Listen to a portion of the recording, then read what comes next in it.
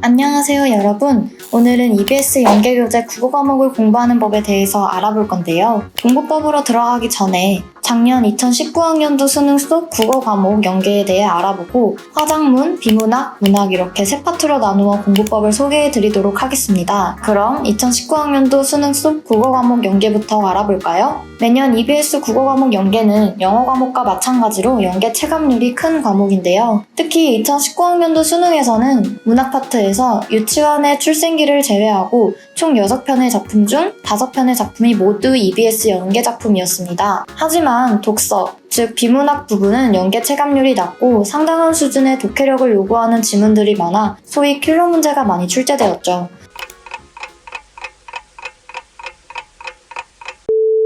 2020학년도 수능에서 연계교재는 수능 특강의 화법, 작문, 문법, 독서, 문학 3권과 수능 완성의 국어까지 총 4권인데요. 작년과 마찬가지로 문학 부분에서 많은 부분이 연계가 될 것으로 예상됩니다. 이제 본격적으로 연계교재 국어 과목 공부하는 법에 대해 알려드릴게요. 먼저 화작문 공부법입니다. 화법과 작문은 문제를 풀면서 헷갈리는 선지 및 개념을 위주로 공부해야 합니다. 어떤 부분이 왜 헷갈렸는지, 왜 이게 옳고 틀린 선지인지 확실하게 해주세요. 문법은 틀린 문제는 다른 문법책을 참고하여 그 개념을 그때그때 공부하는 것이 좋습니다. 다음에 그 개념이 다시 문제로 등장하면 또 헷갈려서 틀리는 경우가 종종 있기 때문에 정리 노트를 만들어 틈틈이 봐가며 개념을 상기시키는 것이 중요합니다. 다음으로 비문학 공부법인데요. 비문학은 전 지문이 연계되는 경우는 거의 없고 연계가 되더라도 비슷한 주제로 주제 및 분야만 연계되는 경우가 많기 때문에 연계 체감률이 낮습니다. 따라서 본인에게 낯선 주제를 가지고 있는 지문들을 꼼꼼히 분석하고 반복해서 읽는 것이 좋은데요. 예를 들어 문과 친구들의 경우 과학, 기술 지문, 이과 친구들은 인문, 철학 지문을 집중적으로 보는 것이 좋겠죠.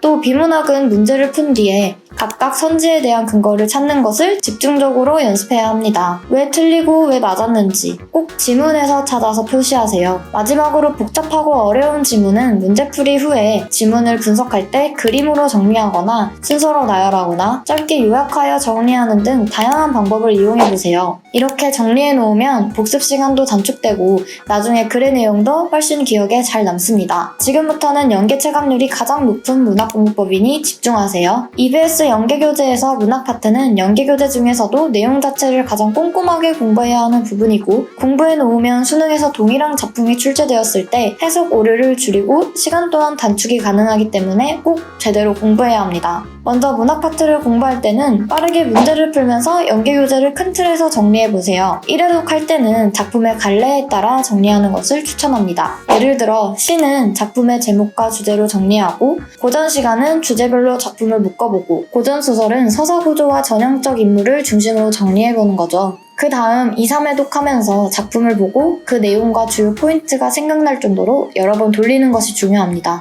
다음으로 해설지를 기준으로 공부하세요.